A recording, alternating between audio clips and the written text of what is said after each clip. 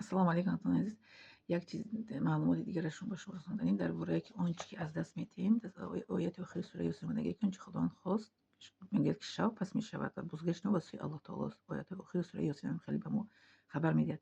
من اینجا من نویسم یعنی که معنی های همین چی رو میگه که در حیات ما چگونه میشه. نگاه کنیم یعنی که نویسم که اون انسان هایی که از هستی حیات میروند یا که از انسان ها روی میگردانند الله تعالی آنها رو از روح ما انسان ها میگیرد. میدونید برای چی؟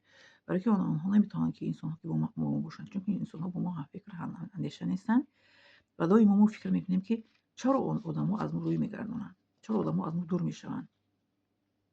ما نباید که خسته شویم که آنها از ما روی میگردانند، چون که این انسان ها برای پیشروی و کامیابی ما انسان ها خلل میرسانند. بله، خلل میرسانند. ما باید به این باور کنیم. یا خیلی وقت چیزی رو ما از دست میدهیم خیلی غمگین میشیم، اما ما غمگین نشویم، چون که چیزی که ما از دست میدیم که پس از اون یک کامیابی چی میگه کامیابی خیلی گوارو به دست میاریم. میگه که آنچه که خداوند دید نعمت است، آنچه که ندید حکمت است. خلاص وقتی که ما در آیات چی اومده که سوره چی اومده که البقره اومده که آنچه که شما یک میشمارید شاید به شما بدی آرد، آنچه که شما بد میشمارید شاید به شما یکی آرد. مثال شما مثالی وای میارم حقیقی که در حیات میشه دیگه. وقتی ما 2018 به چچنی اومدیم خواستم که در اون چچنی هستم، چی که نقش شماریدم نه به شماریدم، اما بود هوای چچنی به ما موافق نآمد. 2 سال که ایستادیم، من 2 سال در اونجا خوب نمیکردم. من فکر کردم که اونجا برای خوب است، نکی میارد، نکی برای من نکی نآورد، در اونجا نموندیم. یعنی شهری که ما اومدنیش نمیجا گفتن که اینجا هواش خنک میرین چیکار میکنین داخل کی چه حال احوال میکنین اینجا هواش بسیار برفش بسیاره خنک بسیاره. گفتن گنده بعد است میسو رفتن شما. گفتم که نمیرین توکل به الله تعالی میبینیم نکی اینجا بعد حسابیدن آدم ما بعد حساب نکی برای من یکی که در اینجا اومدیم خواندم دیپلم گرفتم، دیپلمی طبی مدیسینه. بله برای همین انسان هایی که از حیات ما میروند برای آنها باید که ما غمگین نشویم، میگه انسان ها را خداوند به حیات ما پیدا میکنه و حیات ما میگیرشونه. خوب است که اون انسان هایی که حیات ما میروند با ما نیستند یا که با ما از دور دوستی میکنند، با ما با کامیابی و پیشروی ها میتونیم که حرکت کنیم، نقشه کشیم و به پیش حرکت کنیم. بله این منم که وقتی که خیلی شکست شدم در سال 1903 برادرم که در پیشم به قتل رسانیدن، خود مساکین گفتم کوچکو کردن در اونجا تجاوز. من الله تعالی رو دعا کردم که در جای مرا بر که از همین دور شوم که یک حیات ما دیگرگونی کنم. خدا ما رو گرفت در خطی آفریقا پرتافت. 5 سال در آنجا چه پیشروی کردم، چه پیشروی ها در آنجا کردم که زبان عربی رو با پورگی یاد گرفتم، قرآن رو میفهمم، آیات قرآن رو میخوانم. در آنجا کامپیوتر تعلیم گرفتم، در آنجا آبوزی یاد گرفتم. من آبوز کردم که نیستم، بس تنهای زنان رفتم آبوزی گرفتم، اسب سواری درجه یاد گرفتم. من این برندگی نطاقم در اونجا وای کردم، سیقل دادم. ما در وقتی دویم کورس شدیم یکم کورس رو پیشنهاد می‌گرفتیم برنامه کرده، سیم کورس شدیم با یکم کورس رو پیش با همراه دویم کورس برنامه کرده پیشنهاد دادیم. چهارم کورس شدیم با یکم کورس با همراه سیم کورس دویم کورس برنامه کرده پیشنهاد می‌گرفتیم برنامه.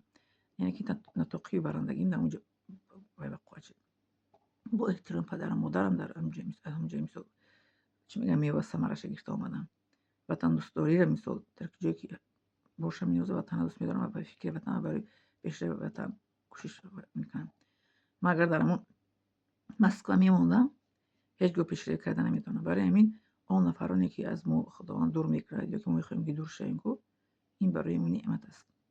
بله آنچه که میزا که آدم فکر میکنیم که چی با ما دوستی نمیکنن این حکمت است که دوستی نمیکنن.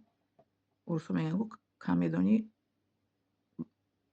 مستحکم خو میره، میگن که این چیز نیست که چیزش میگن که ورسو کسی کم میدونه درباره ما خوب خوشش میبره. من در این روسیه وقتی دمیت کالج داخل شدم یکم کورس تمام کردم، هیچ کس خبر نکردم. یک سال خواندم یگان خشتوارم نمیدونست، خبر نکردم. بعد از این کورسیم رفتم تاجیکستان خبر کردم که من میت کالج داخل شدم. خشتواری مسکو وقتی سیم کورس تمام کردم بعد خبر شدم. در مسکو وقتی سیم کورس تمام کرده بودم بعد رفتم پیش خشتوارم بعد خبر شدم. من پیشروی حیات من هر کس خبر نمیده، من نمیخوام که هر کس بدونه.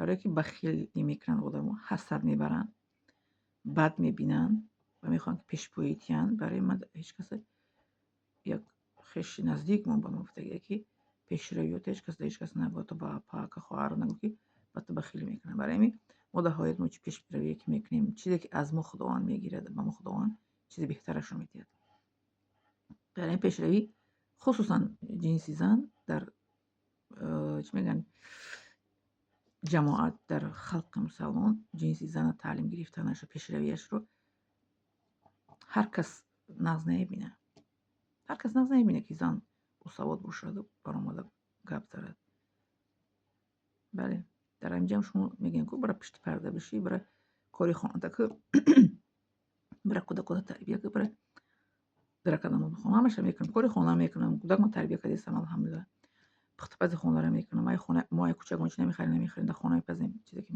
میپزیم میخریم من از کوچه تو آب نمینوشم بله در خونه میکارم دریاب میکنم پشت پرده شتن این در اسلام برای ما زنهای عادی نیست پشت پرده زنهای پیغمبر هم پشت پرده میزنن که آنها انتخاب کرده خداوند بودن ما زنهای عادی پشت پرده شتنده نباید شنیم ما در پشت پرده شنیم کی میرسونه به شما حقیقته بعد در قیامت در نزد خداوند لعنت کرده شیم البته که نه خدا به من مهارت گپ زنی داده به من مهارت رسوندن داده من باید برسونم باید گپ زنم خب لایک موندن подписаться و پلیس فراموش نمیدونم